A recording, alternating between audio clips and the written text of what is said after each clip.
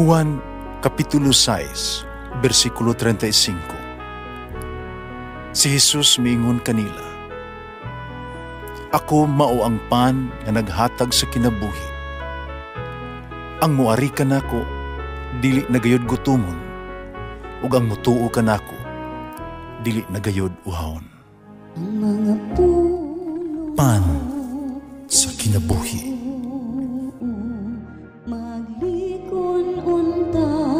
Sa mong pagtuo o gagakakabi sa pagtuman sa imong mahal nga kasuguan. Pinumanaa kaninyo. Santo sa Ebanghelyo sumala ni San Lucas.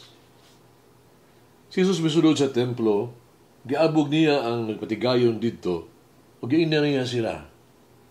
Nisulat sa kasulatan nga ang Diyos nag-ingon, "Ang akong balay tawgon nga balay alampuanan. Paghimo niyo kini nga taguanan sa mga tulisan." Si Jesus nagtudlo dito sa templo sa matag adlaw. Ug daghang nagkuan sa mga pare ug matutudlo sa balaod o sa mga pangulo sa mga tao buto patay kaniya. Pero wala sila makahimo tungod kay ang tanang tao nagpadayon man pagpamati sa tanan niya gisulti. Ang Ebanghelyo sa Ginoo. Pasalamati ang Ginoo kay siya maayo, ang iyang gugma mulungtad hangtod sa kahangturan. Pasalamati ang Diyos sa tanang mga Diyos, ang iyang gugma malungtaron. Pasalamati ang Ginoo sa mga Ginoo, ang iyang gugma balungtaron.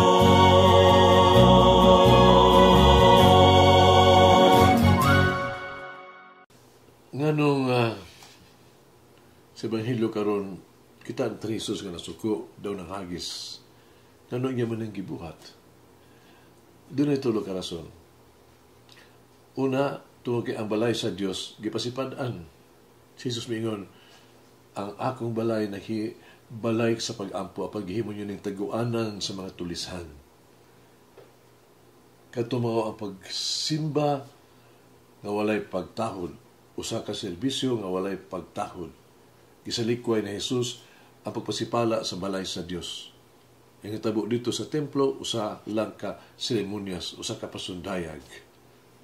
Kini dili na usa ka relihiyosong serbisyo, kundi usa ka tinuod na daw tiyanggihan na hinoon.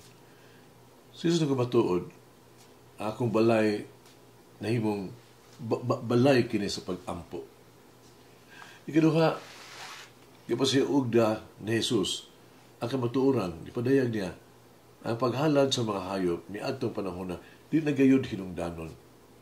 Ang Ebanghelyo ni Mateo, yung matud-an ni Jesus, kaluoy ang iyang ipangita, kaluoy ang ako ang gitinguha, dili sakripisyo.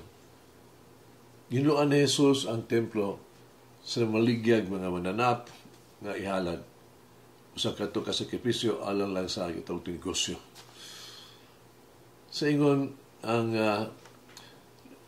justisya nahimo tungod kay ang gipunting mauman ang pagbaligya ug mga hayop.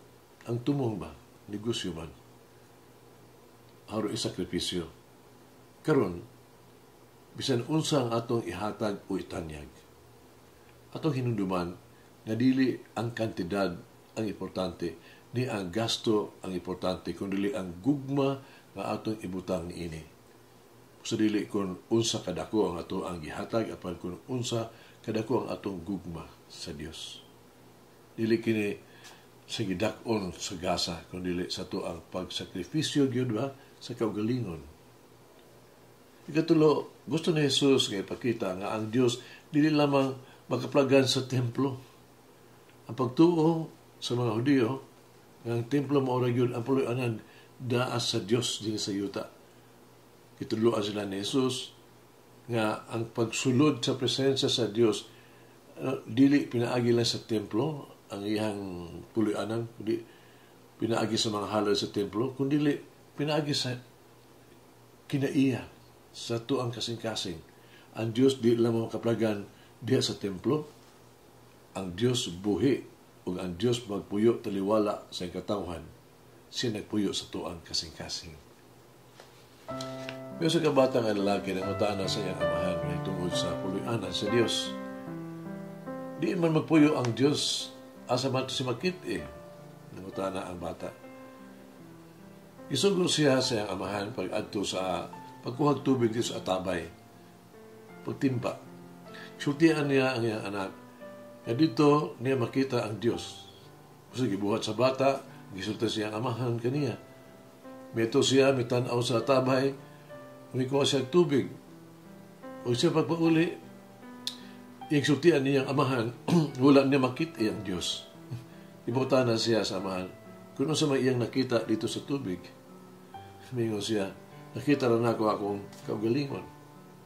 Amahan mingon kaniya, ang imong nakita mao ang dapit diin nagpuyo ang Diyos. Ang Diyos nagpuyo diha kanimo. Si nagpuyo sa matag usa kanato. Magabatan ang bata dahil nakasabot kung asa na magpuyo ang Ginoo. Hagit sa kinabuhi, unsa ang mga butang nga atong sa atong kinabuhi, kailangan nato yung limpyuhan. Buhay ba ang Diyos sa ito ang kinabuhi? Ang Diyos ba ang nagpuyo sa ito ang kasing-kasing? Maghampo kita. Among minahal nga Ginoong Hesus, among manunubos, ikaw nga mo ang mahigugmaong Diyos. Ikaw nga mo ang mahigugmaong agalon. Umari ka, upabilin uban ka namo. Umari ka, bagoa kami. Umari ka, ipadala ka namo. Umabusanon kung itanyag akong kaugalingon sa matag usa sa imong kinabuhi diha kanimo. Dawata ako o gawata kami, gamita kami sumala sa imong balaang plano. Dada kami, ubuhata ang imong gusto kanamo. Among minahal nga Jesus, may gumaong Diyos. Dili ko unta musukol musukpak sa imong kaubuton. Dili unta kami magpadayon kami hanto sa katapusan para lang makauban ka, uban ka namo. Amen. O Mary, sustain my efforts to make my soul a worthy temple of the Lord. Malangin ang Diyos magagawang sa tanan, Ama, Anak, Espiritu Santo. Amen. May the Lord of the divine mercy bless us all, heal us from all diseases and suffering. Ayun unta niya kita, tanang mga sakit na sa lawas o sa kalag, body and soul. In the name of the Father, the Son, and of the Holy Spirit. Jesus, I trust in you. Amen.